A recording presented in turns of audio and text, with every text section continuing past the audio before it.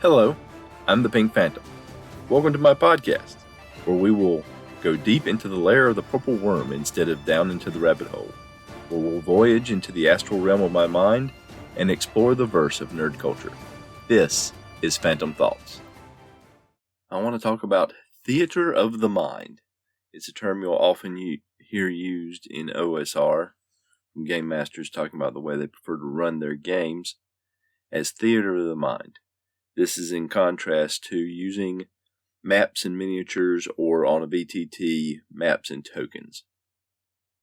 The idea is that to allow the action of the RPG to take place in the imaginations of the players and the GM, and use that instead of a more tactical idea of moving miniatures and tokens around on a map. Now, the advantage of this is, of course, number one, you don't have to spend time creating detailed maps that match up with the scale of the miniatures that you're using. You don't have to spend time, if you're so inclined, to painting miniatures.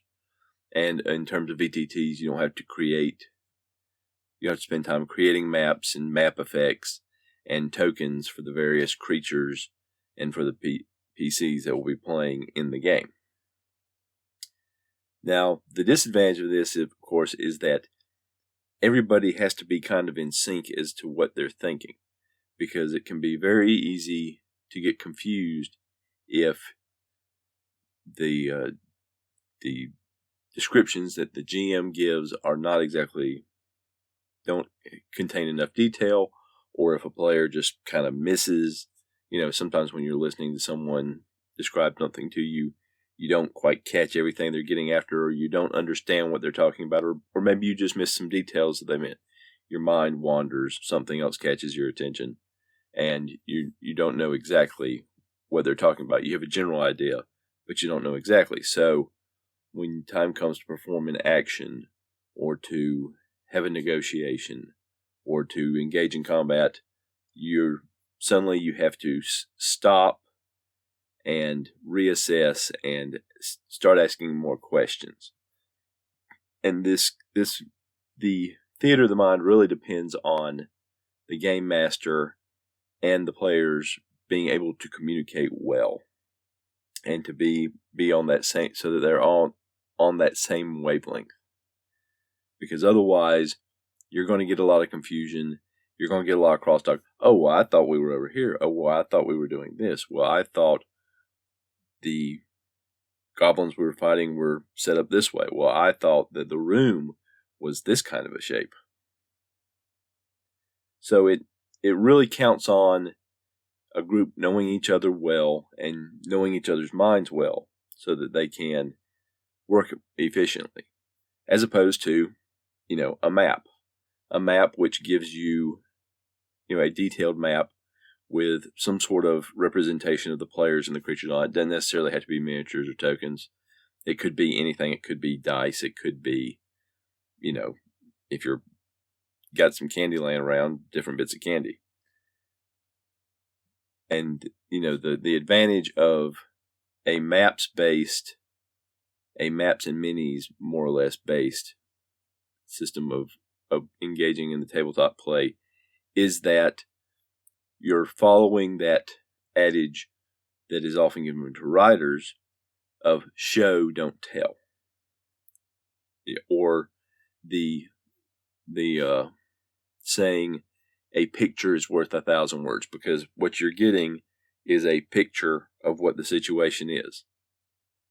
The downside to that is that you get so engaged in moving the pieces around the board, so to speak, that you're no longer thinking quite as much creatively about the general environment, because even a map is not going to give you every detail that's in a room or in an area. So you have to make sure that you pay attention to what the game master is telling you, so you have an idea of what resources are around you. Because, again, in an OSR style play, using the resources around you is very important. Taking advantage of the way situations are set up is very important. If you're trying to cross some sort of a cavern or a pit, there may be things around you things that you brought with you, or things around you that can help you bridge that gap so that you can get across. Versus if you're on a map, now you're looking at your pieces, now you're looking at this pit that's in front of you, and there may be a few other items represented on the map, but everything's maybe not going to be there, or they won't be to a scale to show you that yes, indeed, you can bridge over that and travel across it. So the advantage of theater of the mind is it's more flexible, and it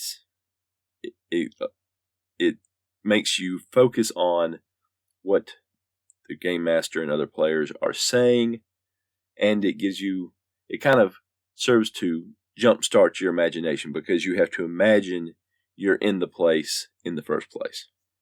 The downside is you need to be on the same wavelength. And if you're trying to use something like a weapon range or a spell or with an area of effect, that may be harder to visualize without some kind of grid or something like you would have with a map. But the advantage is it can be a faster style of play if you can get on the same page with one another. The advantage of maps is that you can see things at a glance. You can get a lot of information just from the visual instead of having to visualize.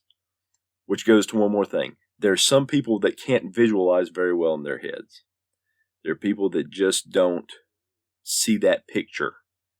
They can hear the words, they can hear you describing it, but they can't see it. Not in their mind's eye. And for people like that, theater of the mind is extremely difficult. But overall, it seems to be a way of playing that is very preferred in a lot of OSR style campaigns.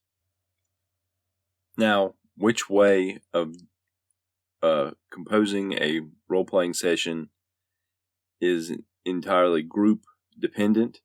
For some, using miniatures and maps or working on a VTT may be faster and enable a quicker pace of play. For others, theater of the mind may have a quicker pace of play.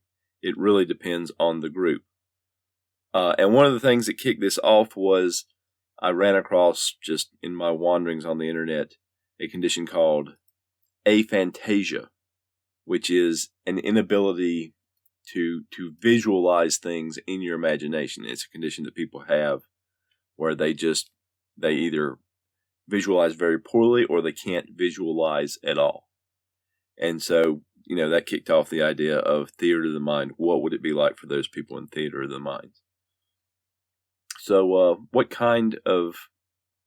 how do you like to do your role playing? Do you like to do it strictly on a theater of the mind basis, whether you're doing it online or in person?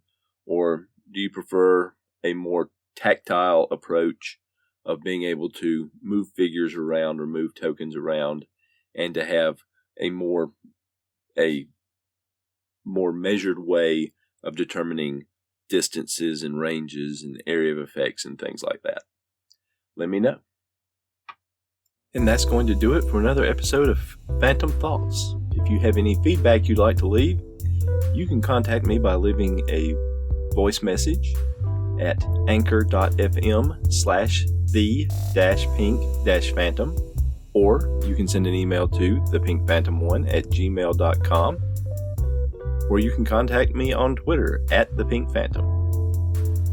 The music in this episode was Strength of the Titans and Late Night Radio by Kevin MacLeod at Incompetech.com, licensed under Creative Commons by Attribution 4.0 license from creativecommons.org/licenses/by/4.0.